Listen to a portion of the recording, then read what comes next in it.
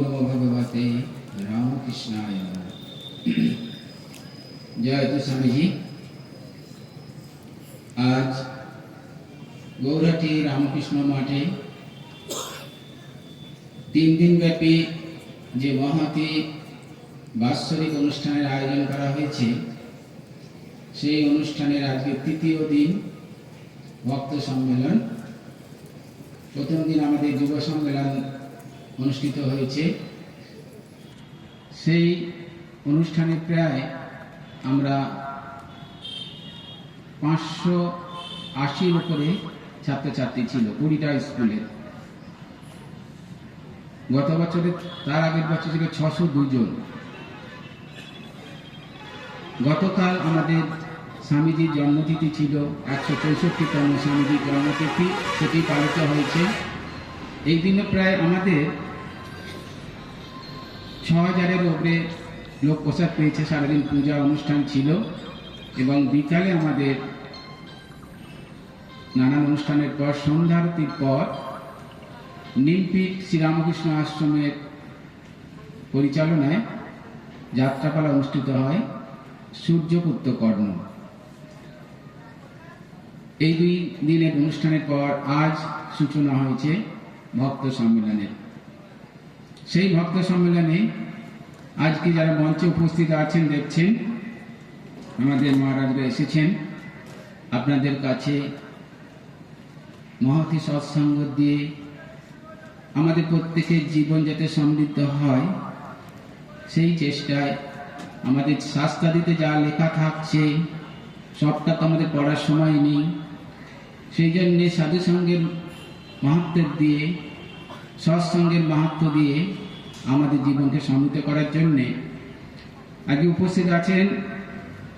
আপনারা দেখছেন মঞ্চে রয়েছেন আমাদের কৃষ্ণনাথানন্দজি মহারাজ। মহারাজ আগে নরেন্দ্রপুরে ছিলেন, তারপরে এখন উদ্বোধন যে পত্রিকা আমাদের বার হয় তার তিনি সম্পাদক, এডিটার। মহারাজ নানান ব্যস্ততা, কালকেও মাঠে অনুষ্ঠান ছিল, তা সত্ত্বেও আমাদের অনুরোধে মহারাজ এখানে এসেছেন। মহারাজ আপনাদের কাছে মায়ের কথা বলবেন। মা আছে আর আমি আছি, ভাবনা কি আছে মোদের, সেই ভাবনার উপরে বেশ করে তিনি বলবেন।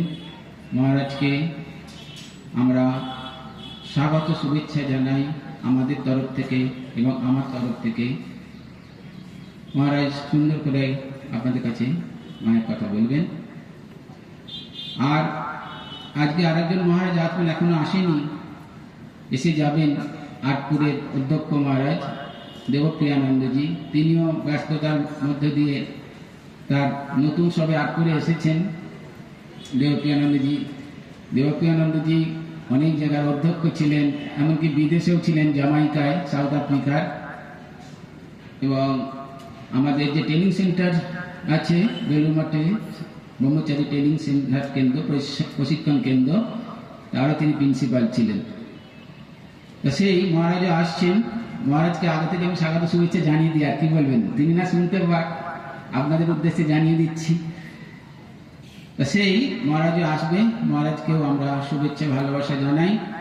এরপরে আমাদের দেখতে পাচ্ছেন আর একজন অতিথি রয়েছেন, আমাদের হেমাদ্রি চ্যাটার্জি মহাশয়, অধ্যাপক, রামকৃষ্ণ মিশন বেলঘরিয়া যে আমাদের পলিটেকনিক কলেজ আছে তারই অধ্যাপক, তিনি আমাদেরই ছাত্র।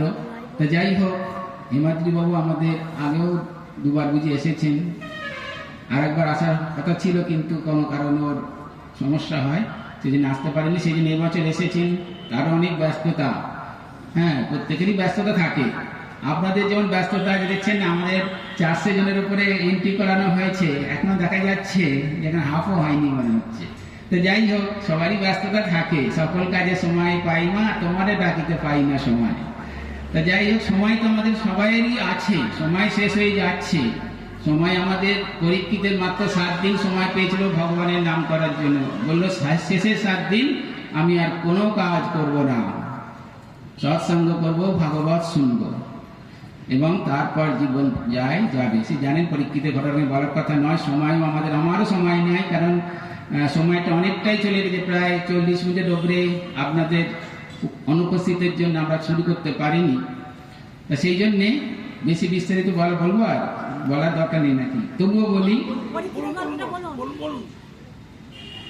বলা হচ্ছে যে দেখুন, স্বামীজি তার ভক্তির রসগ্রন্থে বিষ্ণু পুরাণে আছে, সে স্বামী সেটা উল্লেখ করেছেন যে সবচেয়ে ভক্ত কাকে বলা হয়। আমাদের ভক্ত সম্মেলন নাকি, সেই ভক্ত সম্মেলনে ভক্ত কাকে বলা হয় ভক্তি রসগ্রন্থে স্বামীজি খুব সুন্দর করে উল্লেখ করেছে। বলেছেন যে যা প্রীতির অবিবেকী নাম বিষয়েষু অনুপায়িনী তাম অনুস্মরত স্বামে হৃদয় মা অপসর্পতু। বলছি বিষয় লোক কিসের উপরে টান থাকে? বিষয়ের উপরে, বৃত্তের উপরে, ছেলে কুলে নাতির উপরে ভালোবাসা থাকে, যে আসক্তি থাকে বিষয় লোকের। প্রহ্লাদ বলছে ওই রকম টান যেন আমার ভগবানের প্রতি হয়। তা ভক্ত তো আমরা সবাই, প্রসাদ পাবার ভক্ত, সব রকমের ভক্ত আছে, টাকা পয়সার ভক্ত, সবাই ভক্ত আমরা। কিন্তু তা প্রহ্লাদ ভক্ত কার? প্রহ্লাদ এক বিন্দু তার ভগবানের থেকে সে নাম বিস্মরণ হয়নি। নারদকে আমরা পাচ্ছি ভক্ত ভক্ত, এরাই ঠিক ঠিক ভক্ত। তা সেই ভক্ত, সেই সম্মেলন, ধর্ম সম্মেলন। ধর্ম জিনিসটা দেখুন সম্পূর্ণ আস্বাদনের বিষয়, সম্পূর্ণ অনুভূতির বিষয়। ধর্ম এই সাধারণভাবে এই পুজো পূজাটা ধর্মের নিম্ন স্তরের, এবং এই টান যদি না থাকতো আমাদের, তাহলে আমাদের ভগবান নেই মনে হতো। এই আকর্ষণ আছে বলেই আজকে আমরা সবাই এখানে উপস্থিত পাচ্ছি। এবং যারা উপস্থিত হয়েছেন দেখুন, তারাও অনেক কাজ আছে, অনেক ব্যস্ততা আছে, সবাই কিন্তু সব সুযোগ পায় না জীবনে। সবাই সেই সুযোগ পায় না বলেই যারা এসেছেন তাদেরকে আমি স্বাগত শুভেচ্ছা জানাচ্ছি। এবং দেখুন ধর্ম জিনিসটা আমাদের কাছে কিরকম? ধর্ম হচ্ছে অনুভূতি বা ইনটুইশন। অনুভূতি না থাকলে একটা মানুষের থাকেই না আকর্ষণ। এবং এই অনুভূতি দেখুন আমাদের বেদ বেদান্ত উপনিষদ এত কিছু আছে, এ থাকা সত্ত্বেও মানুষ যদি ওগুলো পড়েও তাতে আকর্ষণ হয় না। কিন্তু সৎসঙ্গের মাহাত্ম্য, সৎসঙ্গের মাধ্যম দিয়ে সেই আকর্ষণটা বাড়ে। সনমিয়া সজ্জন সঙ্গতে রেখা ভবতি ভবার নব তরণে নৌকা। ক্ষণকালের জন্য যদি কেউ সৎসঙ্গ করে তার জীবন পরিবর্তন হয়ে যেতে পারে। এরকম জীবনের বহু উদাহরণ আছে। দস্যু রত্নাকর সে আজ বাল্মীকি মুনি হয়ে গেল, তাই না? যে গিরিশ ঘোষ বলতো আমি যেখানে বসবো 7 হাত পর্যন্ত অপবিত্র হয়ে যায়, আর শ্রীরামকৃষ্ণদেবের সংস্পর্শে আজ তিনি মহাকবি, সবাই পূজ্য হয়েছে।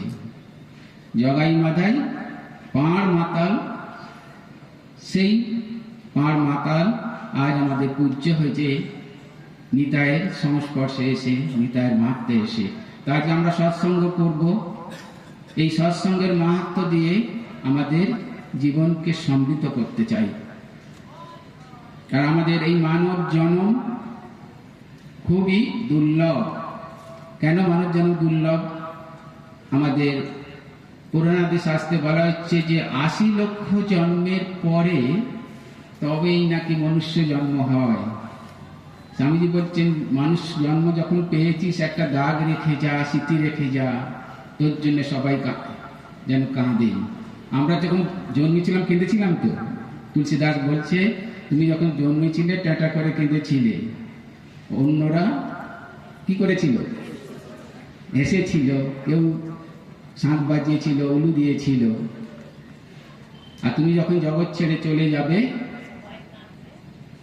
তুমি হাসতে হাসতে যাবে, জগৎ কাঁদবে। এই অন্তরের এই ভাবনা, অন্তরের যে সেই আত্মভাবকে জাগিয়ে তোলাই আমাদের মনুষ্য জীবনের উদ্দেশ্য।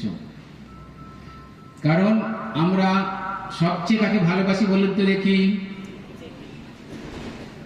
ঠিক বলেছে, যে বলেছে নিজেকে বলেছে, যে বলেছে নিজেকে সবচেয়ে বেশি ভালোবাসে।